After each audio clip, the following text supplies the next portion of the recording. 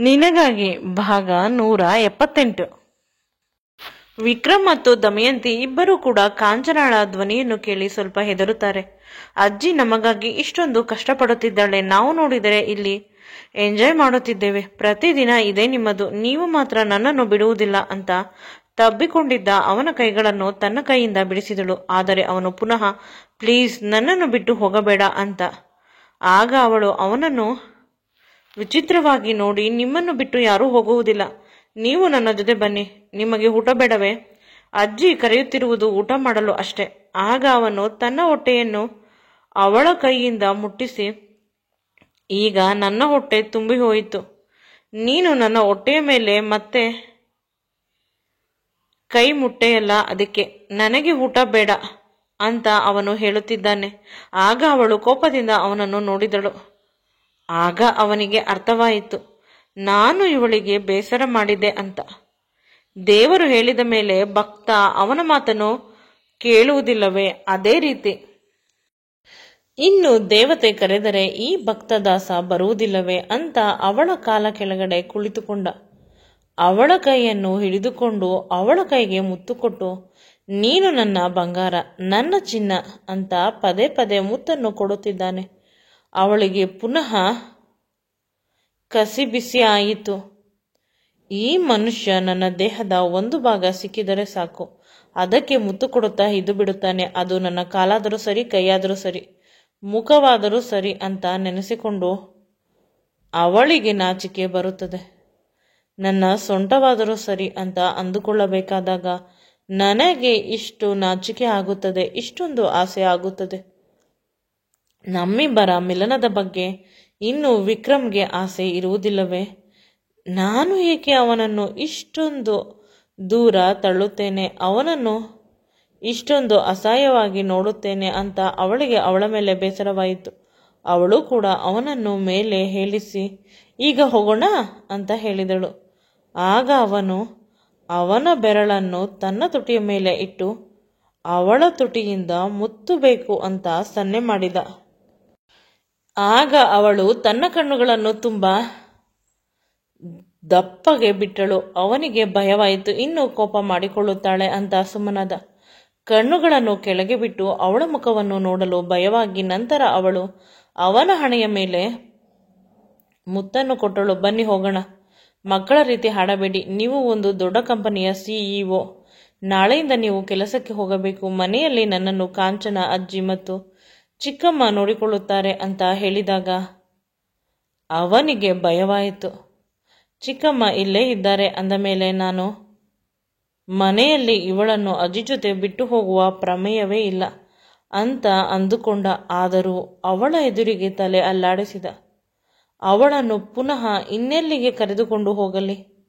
Pregnant ಬೇರೆ, travel ಮಾಡಬಾರದು, ಅವಳು ಇಲ್ಲೇ ಇರಬೇಕು. ಚಿಕ್ಕಮ್ಮ ಅನ್ನುವ ವೇಸ್ಟ್ ಪೀಸನ್ನು ಇಲ್ಲಿಂದ ಎತ್ತಂಗಡಿ ಮಾಡಿಸಬೇಕು ಅಂತ ಯೋಚನೆ ಮಾಡುತ್ತಿದ್ದ. ಅಷ್ಟರಲ್ಲಿ ಅವಳು ಅವನ ಕೈಯನ್ನು ಗಟ್ಟಿಯಾಗಿ ಹಿಡಿದುಕೊಂಡು ಹೊರ ನಡೆದಳು. ಇದನ್ನೆಲ್ಲ ಡೈನಿಂಗ್ ಟೇಬಲ್ ಮೇಲೆ ಕುಳಿತಿದ್ದ ದಮಯಂತಿಯ ಚಿಕ್ಕಮ್ಮ ಕಣ್ಣುಗಳನ್ನು ದಪ್ಪ ಬಿಟ್ಟುಕೊಂಡು ನೋಡುತ್ತಿದ್ದಾಳೆ. ಇಷ್ಟೊಂದು ಅನ್ಯೋನ್ಯವಾಗಿ ಯಾವುದಾದರೂ ಗಂಡ ಹೆಂಡತಿ ಇರಲು ಸಾಧ್ಯವೇ? ನನ್ನ ಜೀವಮಾನದಲ್ಲಿ ನಾನು ಎಂದೂ ಕೂಡ ಇಷ್ಟು ಚಂದ ಇರುವ ಗಂಡ ಹೆಂಡತಿಯನ್ನು ನೋಡಿಲ್ಲ. ಇವರ್ಯಾಕೆ ಇಷ್ಟೊಂದು ಚಂದ ಇದ್ದಾರೆ? ಇವರಿಬ್ಬರನ್ನು ನಾನು ಹೇಗೆ ದೂರ ಮಾಡಬೇಕು ಮತ್ತು ಹೇಗೆ ದೂರ ಮಾಡಬೇಕು ಅಂತ ಅವಳು ಯೋಚನೆ ಮಾಡುತ್ತಿದ್ದಾಳೆ. ಕ್ಷಣ ಕ್ಷಣವೂ ಕೂಡ ಅವಳು ದಮಯಂತಿಯನ್ನು ಅಬ್ಸರ್ವ್ ಮಾಡುತ್ತಾಳೆ. ಕಾಂಚನ ಹೋಗಿದ್ದು, ದಮಯಂತಿಯನ್ನು ಕರೆದಿದ್ದು, ದಮಯಂತಿ ಬರಲು ಸ್ವಲ್ಪ ಲೇಟ್ ಮಾಡಿದ್ದು, ಅವರಿಬ್ಬರು ರೊಮ್ಯಾಂಟಿಕ್ ಆಗಿ ಇರುವುದನ್ನು ನೋಡಿ ಇವಳ ಕೈಯಲ್ಲಿ ತಡೆದುಕೊಳ್ಳಲು ಸಾಧ್ಯವಾಗುತ್ತಿಲ್ಲ. ತಲೆಯನ್ನು ಗೋಡೆಗೆ ಕೆಚ್ಚಿಕೊಳ್ಳಬೇಕು ಅನ್ನುವಷ್ಟು ಕೋಪ ಬರುತ್ತಿದೆ. ಆದರೆ ನಾನು ಸ್ವಲ್ಪ ಪೇಷನ್ಸ್ ಇಂದ ಇರಬೇಕು ಅಂತ ಪ್ರಯತ್ನ ಮಾಡುತ್ತಿದ್ದಾಳೆ. ಆದರೆ ಅವಳ ಮುಖವನ್ನು ಯಾರಾದರೂ ದಿಟ್ಟಿಸಿ ನೋಡಿದರೆ ಅವರಿಗೆ ಅರ್ಥವಾಗುತ್ತದೆ ಅವಳ ಮುಖದಲ್ಲಿನ ಭಾವನೆಗಳು ಎಷ್ಟು ವಿಕಾರವಾಗಿವೆ ಅಂತ. ಅವಳು ತುಂಬಾ ಖುಷಿಯಾಗಿರುವುದನ್ನು ನೋಡಿ ಇವಳ ಹೊಟ್ಟೆ ಹುರಿಯುತ್ತಿದೆ. ಕೆಮ್ಮು ಅಂತ ಕೆಮ್ಮಲು ಶುರು ಮಾಡಿದಳು. ಆಗ ದಮಯಂತಿ ಓಡಿ ಹೋಗಿ ಅವಳಿಗೆ ನೀರನ್ನು ಕುಡಿಸಿದಳು. ಅವಳು ಓಡಿ ಹೋಗಬೇಕಾದಾಗ ಇವನು ಕೂಡ ಅವಳ ಹಿಂದೆ ಓಡಿ ಹೋಗುತ್ತಿದ್ದಾನೆ. ಎಲ್ಲಿ ಇವಳು ಬಿದ್ದು ಹೋಗುತ್ತಾಳೆ ಅಂತ ಇದನ್ನು ನೋಡಿದ ಕಾಂಚನಗೂ ಸ್ವಲ್ಪ ಗಾಬರಿ ಆಯಿತು. ದಮಯಂತಿ, ಸ್ವಲ್ಪ ಪ್ರಜ್ಞೆ ಇರಲಿ. ನೀನು ಅಮ್ಮ ಆಗುತ್ತಿದ್ದೀಯಾ? ನಿನ್ನ ಹೊಟ್ಟೆಯಲ್ಲಿ ಒಂದು ಪುಟ್ಟ ಮಗುವಿದೆ. ನಿನ್ನ ಚಿಕ್ಕಮ್ಮನಿಗೆ ಬೇಕಾದರೆ ನಾನು ನೀರು ಕೊಡುತ್ತೇನೆ, ಇಲ್ಲವಾದರೆ ನೋಡು, ಅವರ ಕೈಯ ಬಳಿಯೇ ನೀರಿನ ಗ್ಲಾಸ್ ಇದೆ.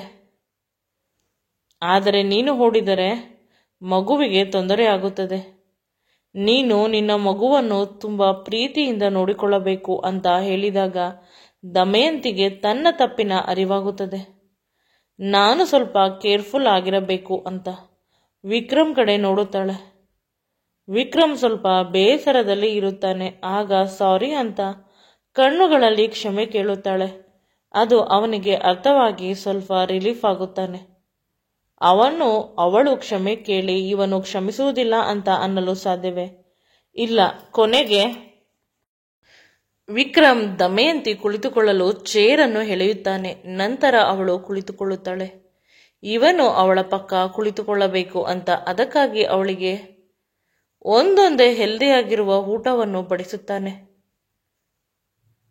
ಅದನ್ನು ನೋಡಿದ ಕಾಂಚನ ಮನಸ್ಸಿನಲ್ಲಿ ಅಂದುಕೊಳ್ಳುತ್ತಾಳೆ, ಪ್ರಪಂಚದಲ್ಲಿ ಇವನೊಬ್ಬನಿಗೆ ಹೆಂಡತಿ ಇರುವುದು, ಇವನ ಹೆಂಡತಿ ಮಾತ್ರ ಪ್ರೆಗ್ನೆಂಟ್ ಆಗಿರುವುದು, ಉಳಿದವರು ಯಾರೂ ಪ್ರೆಗ್ನೆಂಟ್ ಆಗಿಲ್ಲ.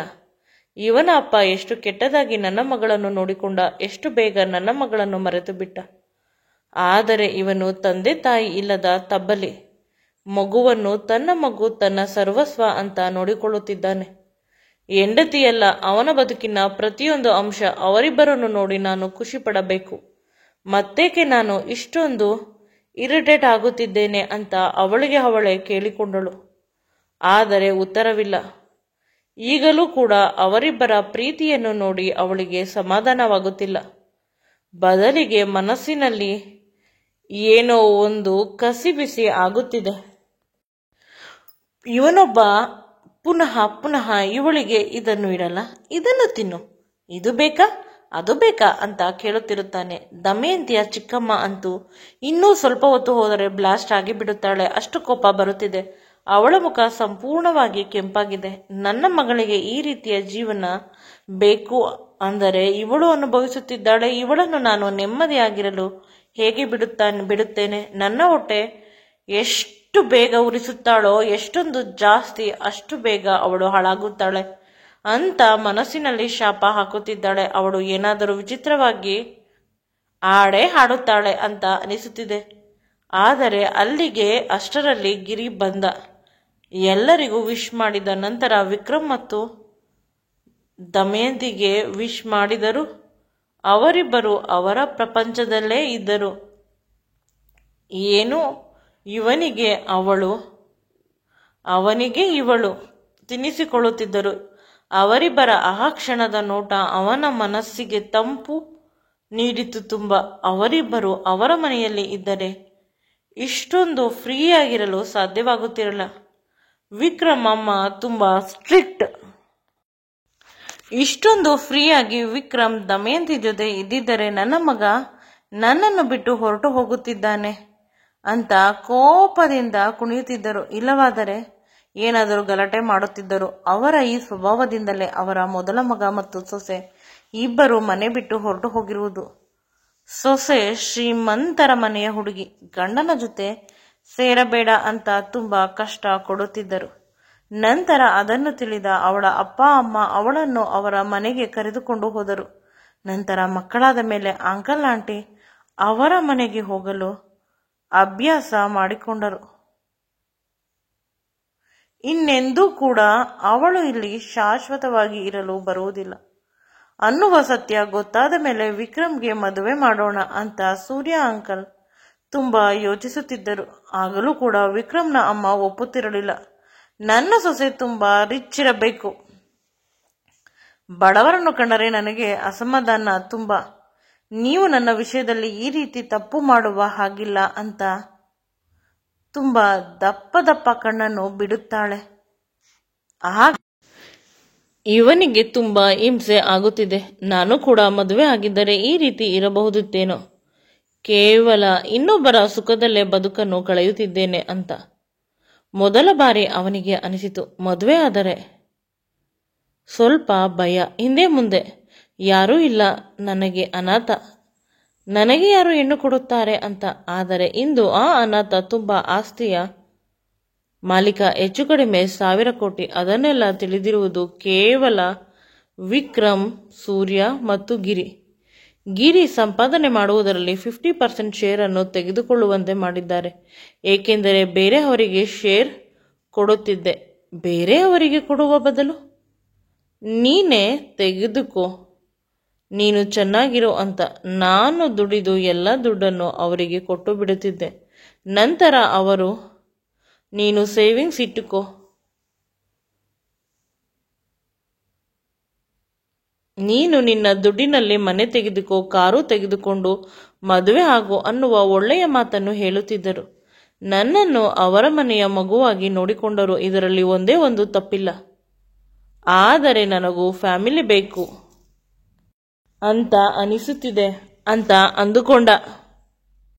ಈ ವಿಡಿಯೋ ನಿಮಗೆ ಇಷ್ಟವಾಗಿದ್ದಲ್ಲಿ ನನ್ನ ಚಾನಲನ್ನು ಲೈಕ್ ಮಾಡಿ, ಶೇರ್ ಮಾಡಿ ಮತ್ತು ಸಬ್ಸ್ಕ್ರೈಬ್ ಮಾಡಿ. Thanks for watching.